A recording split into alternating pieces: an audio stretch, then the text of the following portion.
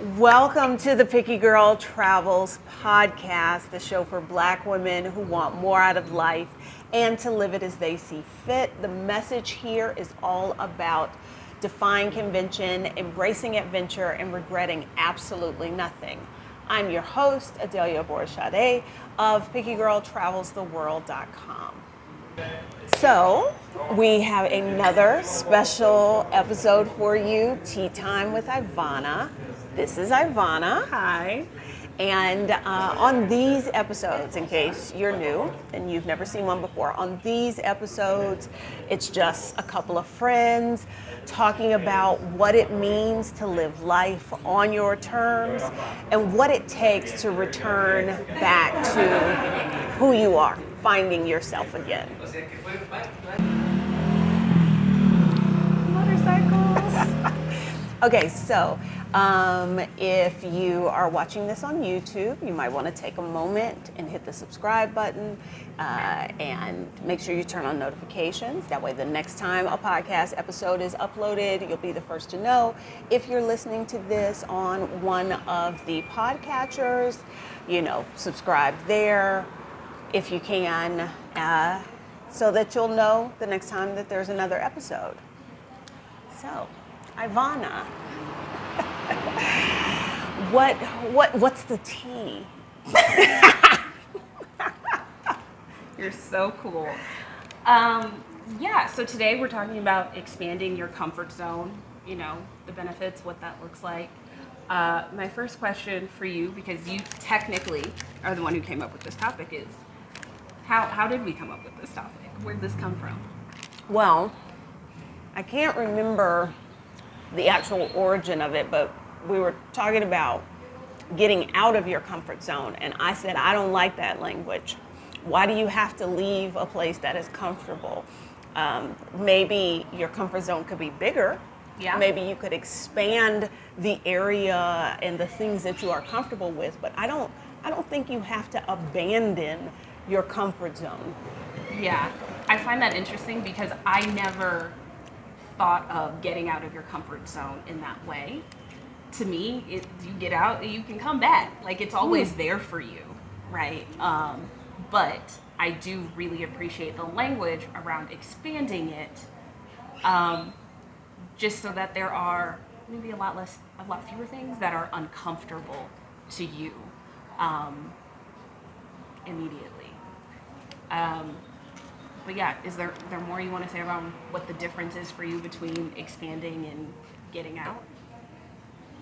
I don't know. I guess I'd never thought about the comfort zone as being a place you could come back to, but I think it's because a lot of the language we have around it is I don't want to say you're a bad person for staying in your comfort zone, but you're not.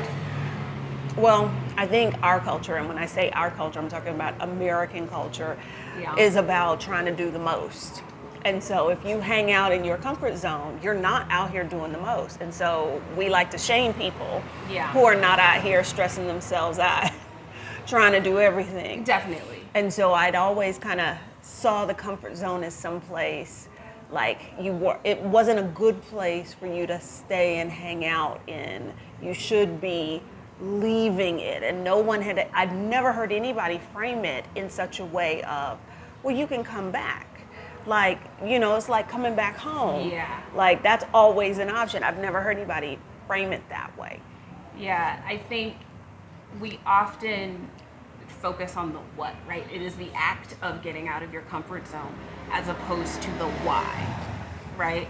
Because to your point, it is comfortable, and sometimes that is exactly what you need, right? But if you are in a place that is comfortable and you are staying there because you are scared or because you I don't know, don't feel the need to explore the unknown or something like that, that's not necessarily a positive, right? Whereas if you just know yourself that well and you are truly content, which I think is a different conversation in and of itself, right, then being in your comfort zone is less of a crutch. I think you just said something there. being content. Like any of the conversations we typically have about comfort zone never bring into the conversation contentedness and happiness is always on the other side. It's never within the comfort zone. And when you are content, happy, like it all goes together. But I'm even thinking about the word content. Yeah. Like I'm thinking about it with sort of a negative connotation. Like if somebody's content, they're just settling. Because again, our culture says you got to be out here trying to do everything. You got to be out here trying to do the most. I don't disagree. I think it's often not even that we talk about content as being a bad thing, so much as I think we define it by the wrong things. Right? Like, because if we're talking contentment, happiness, fulfillment, often that is tied, especially in American culture, right, to capitalism. Right? Like, you have a shit ton of money, you have a really big house, And anything you know, less your than that, nuclear you're family. settling. Right? Like, there's a very specific idea of what it means to be content.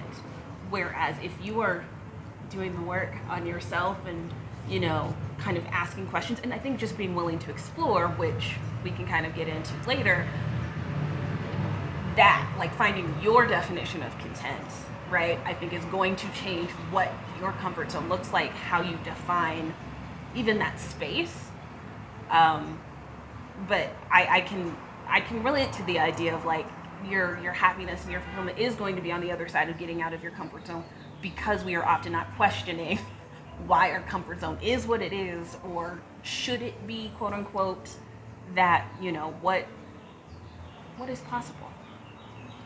I just had a thought. I wonder, like, your comfort zone, comfort is a good thing. Your zone of comfort should be a good thing. Yeah. And bringing more things into your comfort zone should be great. Yes.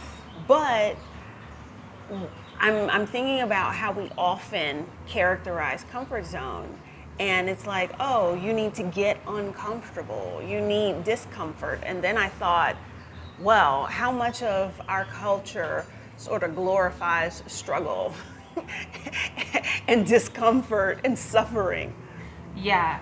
Well, and I think even that, having to sort of parse those things out, because struggle and you know, discontent, I think are different than being uncomfortable for a time, right? And we can kind of, I guess, sort of transition into like what the benefits are of expanding your comfort zone. That it, you know, it does feel uncomfortable when you are sort of in that student phase of life, right? When you are learning something new, when you are maybe in a new space, right? But that's not necessarily a struggle.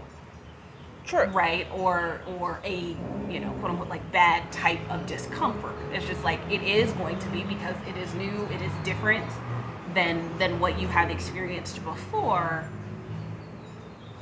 And having this new experience, you know, I think in many cases can lead to the good things, right?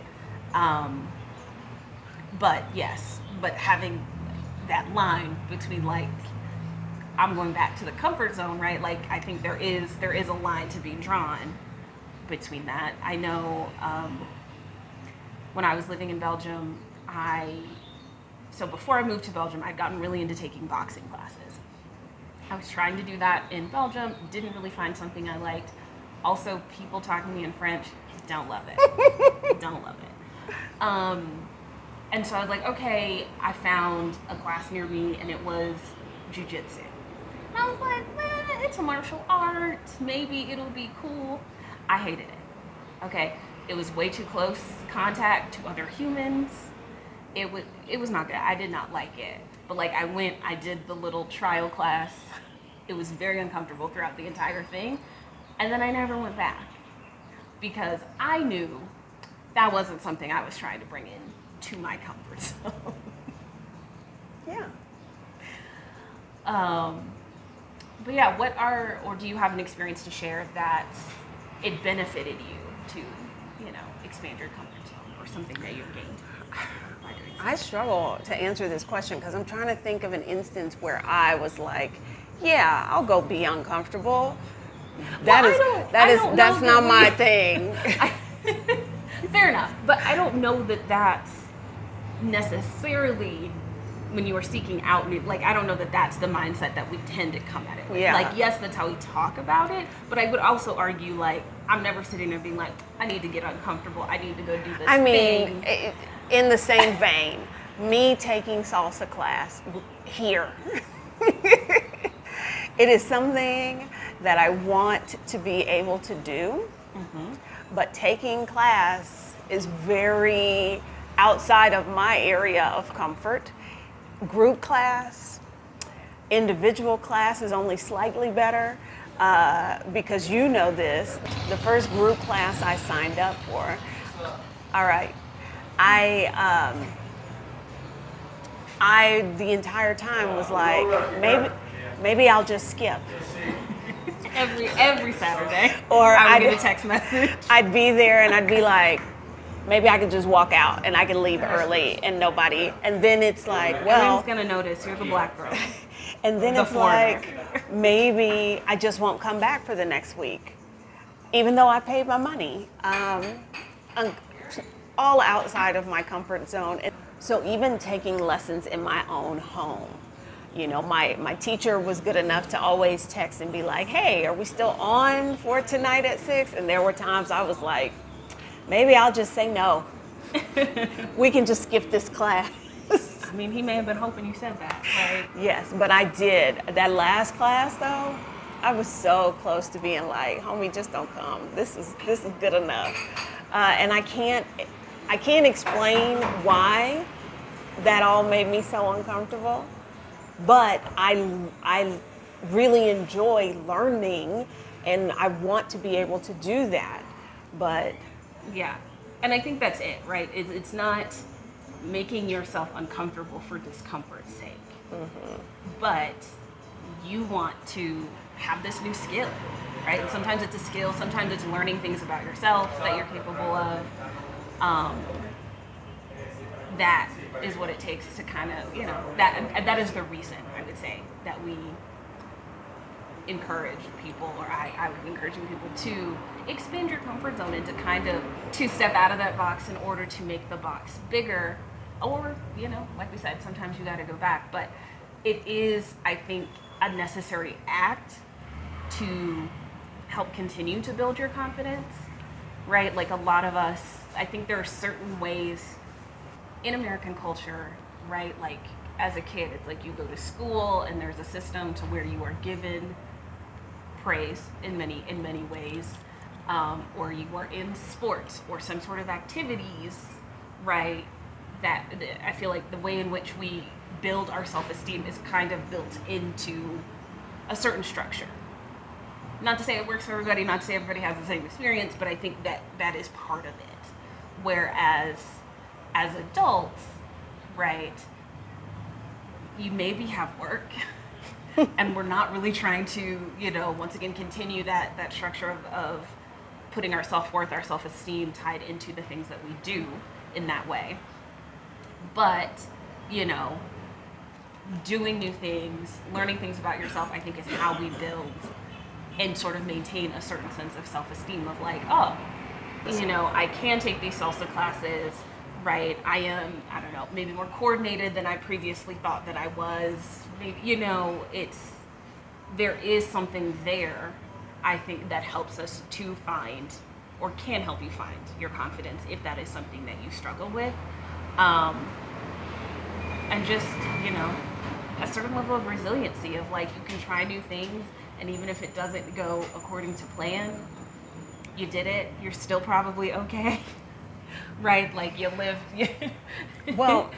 to learn another day. I will say this. There are many times, and I think my experience with salsa class is one of them, that I think about as much as I am uncomfortable, or I'm thinking like, I don't want to do this, not because I don't really want to do it, just because I'm uncomfortable. Yeah. But I think about, well, what's the result if I don't do this? Can I live with that? Yeah. And usually the answer is no, I don't want to live with that. And that's how I end up doing things. Yeah. I have a question. Uh-huh. Do you consider yourself to be brave? No. And I always say there is a very thin line between bravery and stupidity. And I rarely know which side of that line I am on. I find that extra funny because right now when we're shooting this, there's that whole Titanic submersible epic drama happening. Are they brave or are they stupid? But I asked the question, do you consider yourself to be brave? Because I also would not necessarily consider myself to be brave, and yet that is a descriptor I feel like people in my life often place on me. Absolutely. And I think people, in my mind, someone who is brave, I guess, makes a cognizant decision of, I am going to do this thing despite whatever fear I feel or whatever. Yeah. And even saying that, I know I do that, but I feel like a brave person has more confidence when they do it. And I don't.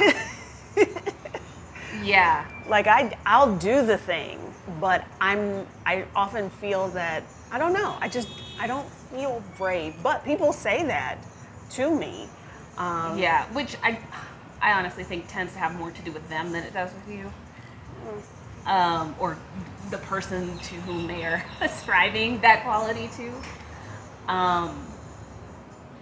Because it makes it sound like something that they are incapable of doing. Yeah. Right? Or that you have just done this thing and it is so amazing or so out of this world. And for me, similar to you, of like, I'm not necessarily going into this not scared, right? I'm not, actively choosing to confront my fear, which I think you and I seem to have the same definition of that being someone who is brave, is like, yes, I'm going for it. This is into it. So much as I think expanding my comfort zone has also in certain ways diminished the things that I find scary. Okay. Because I think a real life context for a lot of things, whereas a lot of times the things we are afraid of are things we've built up in our head. We have created a story around them, right? You and I both live outside of our home country. I know when I studied abroad in college, but like when I moved to Belgium as an adult, I'd never been to Belgium. I did not know anybody in Belgium. Like, I'd been to many of the countries around Belgium, but like, it was very much just that I'm gonna go and figure it out. And people were like, oh my God, I could never.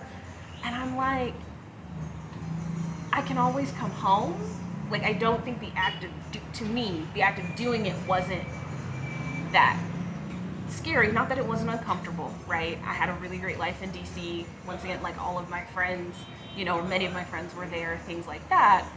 But I was able to step outside of like, this really wasn't as big of a deal, because if it don't work, I will just go home. I will just go back to the United States, right? Like, hey, we decided this, I'm gonna decide something else, now that I have this different information. And I am also someone who, most of my intimate relationships are not people who are physically in the same place as me. So the idea of going somewhere new and meeting new people in and of itself is not incredibly scary to me. It's not something I love to do, right? Is to put myself out there. I'm very good by myself, but it's not necessarily like this end all be all life altering thing, because I am so used to being in a place where like I kind of have to make at least some new local friends, right? If I want to do things with people locally, because the people closest to me, don't live in the state that I live, or don't live in the country in which I live, or whatever that is. And see, there are people who would say that that's brave. Yeah. But I was when you were talking, I was thinking like, what that goes to show is often we sit back and we observe people, we see people do things, try things, and we make these assumptions about them being brave, even when they themselves may not see it that way. Or that, oh, look at them going outside their comfort zone, and it may be like the scariest thing for them, or maybe they're expanding, the borders of their comfort zone. But it just goes to show, just because that's what you are perceiving doesn't mean that that's really what's going on with that person. Yeah, right. I think that's the thing, is we're often creating a story around this person in their life that may not actually be the real story, right? Because while I talk about, moving abroad, like it was NBD, like it was, something that especially in the moments and the weeks leading up to it, and all my stuff is gone, and like, oh, I'm really doing this, and things like it is scary, it is uncomfortable, it is all of those things. But I think we liken making some of these decisions to, I think, to your earlier point about we get out of our comfort zone as like this thing of we can never return to it. And when we live in absolutes like that, I think that is really what keeps us stuck. Yeah, I And agree. speaking of feeling stuck, that sounds like you. If you're feeling stuck in your daily routine, if you're craving a change of scenery and a chance to reconnect with yourself, look no further than Reclaim the Retreat. That is our sponsor for today's podcast, hosted by yours truly, right here. Reclaim the Retreat is a coaching and cultural retreat that will leave you feeling refreshed, inspired, and ready to take on the world. Imagine immersing yourself in a new culture, learning from experienced coaches, and connecting with like-minded individuals who share your passion for personal growth. For Adelia and myself, travel is not just about seeing new places, but also about discovering new parts of ourselves. We want that for you too. So, along with local experts, we will guide you through workshops and activities that are designed to help you break through those limiting beliefs and get out of your own way, expanding your comfort zone. So what are you waiting for? Visit reclaimtheretreat.com to learn more about our upcoming retreats and start planning your next adventure. Reclaim the Retreat is for women and femmes who want to reclaim their lives, their happiness, and their peace. And so if that is you, do not miss out on this life-changing opportunity. Visit reclaimtheretreat.com today and take that first step towards reclaiming what is yours. And we'll put that in show notes. Continuing our discussion, expanding your comfort zone. We've talked a little bit about, you and I leaving countries, trying new athletic adventures. What are other ways that someone might go about expanding their comfort zone?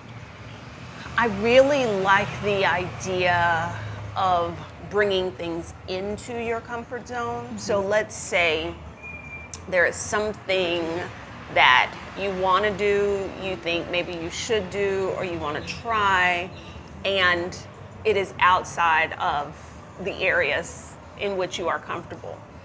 How could you make it less so? To me, that's like expanding your comfort zone, mm-hmm. to include this thing, but making it fit you as opposed to you trying to fit it. I don't know if that makes sense. Can you give an example? An example. From your own life or just in general? Okay. So, not to beat a dead horse with salsa class, but at first I was looking specifically for a private teacher, mm-hmm. because I thought like that would be the way to make it fit more with who I am in this moment, mm-hmm. was if I had preferably an English speaking private teacher, okay? Like that could work for me. Mm-hmm. Could not find anybody. And I think I got influenced, an Instagram ad, something like that, popped up for this school not far from where I live, and their course was salsa from zero. Like, you don't have to know nothing.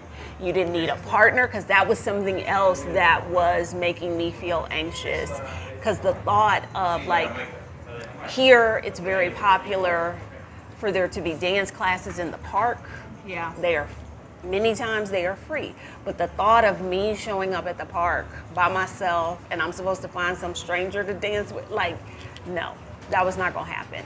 And so the idea of this class, they were like, in all of their marketing was like, hey, you can go to parties and weddings and you'll know what to do or whatever. And I was like, that's me. And so I signed up for the class, and it wasn't horrible. And so I feel like my comfort zone stretched, like encompasses that thing now. Like I could do that. And so that then made me explore, like, oh, are there places I could travel where I could learn salsa or practice more salsa, that kind of thing. Other So- kinds of salsa.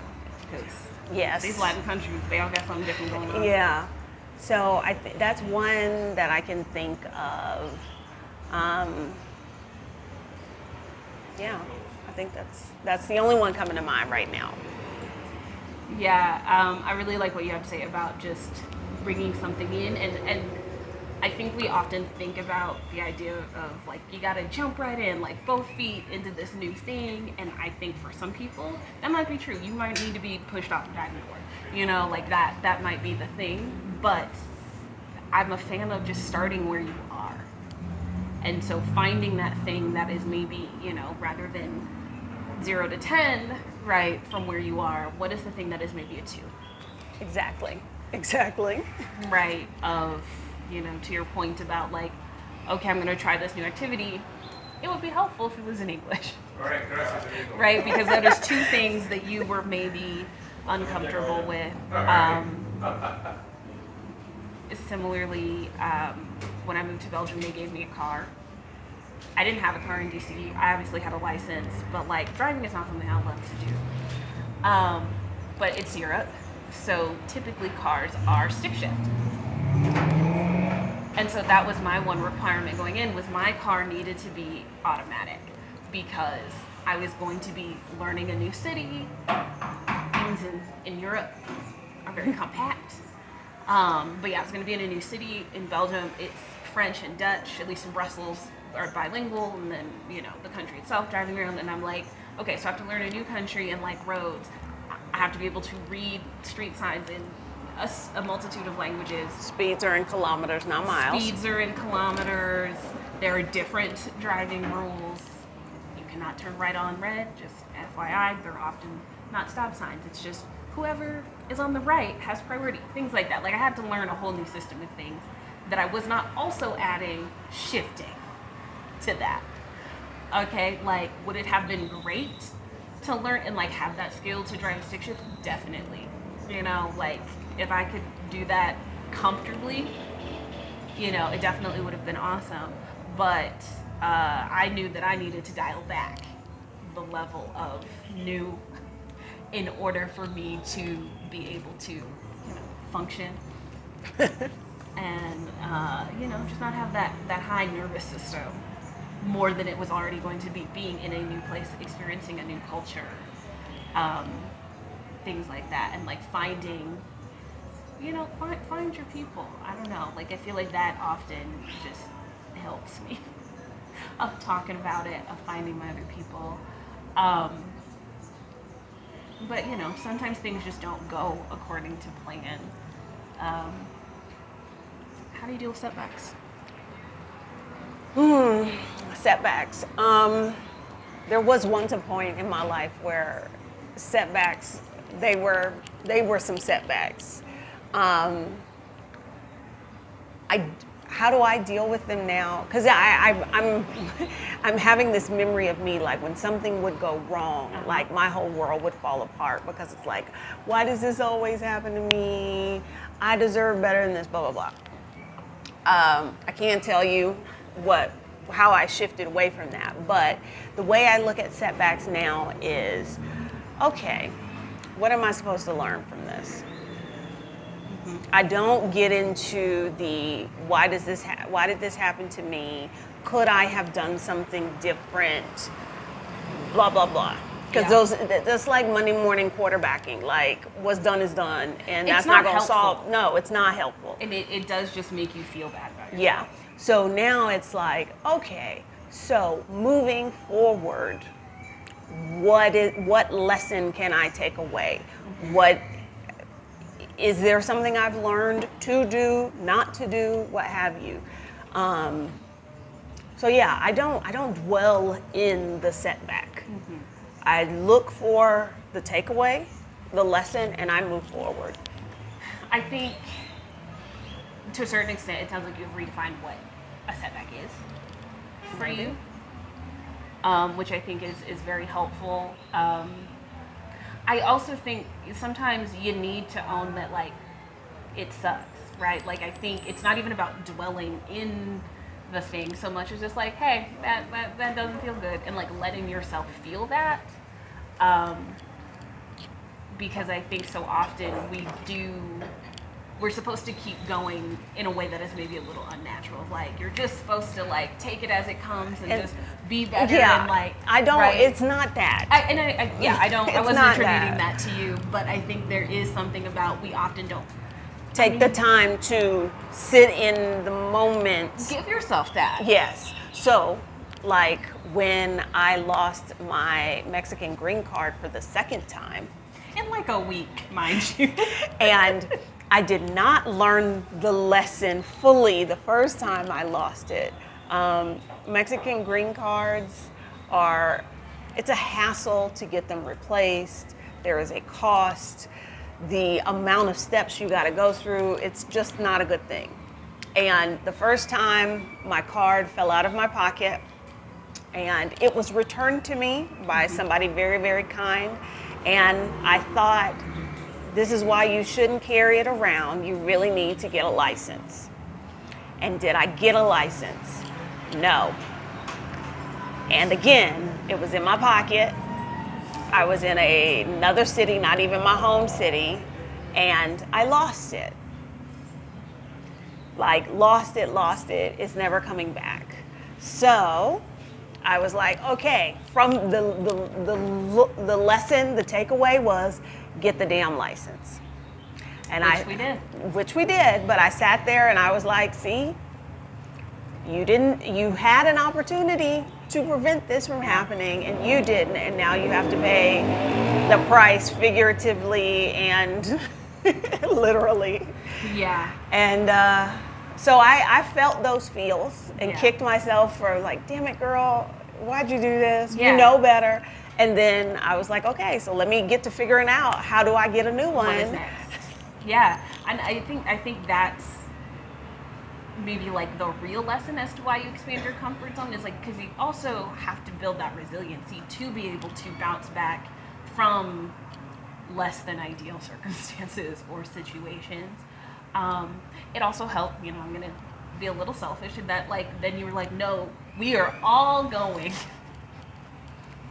to go get driver's licenses. This is not gonna happen to anybody else. I've always said, or Renee has told me this, like that is my gift to the world.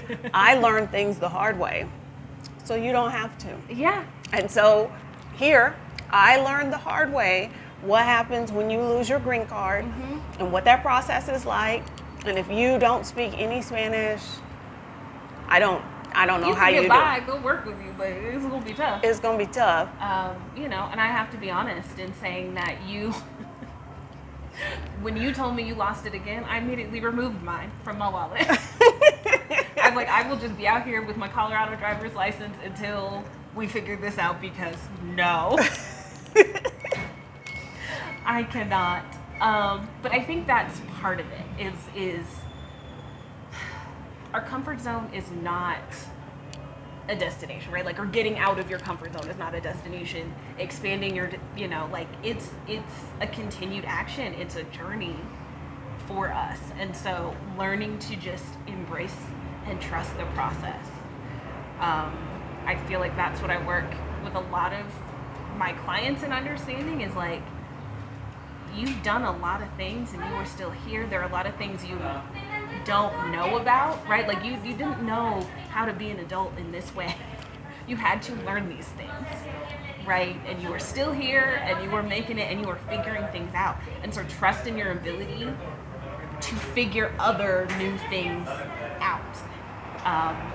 And especially in this day and age when you have the internet, you have access to people who are sharing their experiences, who are breaking down things for you, that there aren't a lot of things in the day-to-day that are just that, outrageous in terms of being new to you, right? Like I think it can be new, it can be a little bit exciting, but like nothing is just so like otherworldly, typically speaking.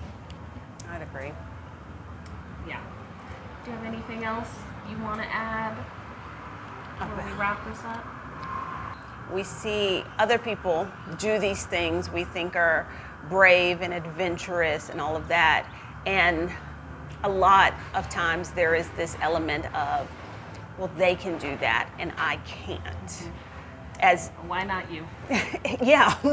And I don't like that because you can literally do anything you want. Now, are there going to be consequences of those choices? Yes. Are there going to be costs associated with those choices? Yes. But there are also consequences and costs associated with not doing the thing and going after the thing that you want.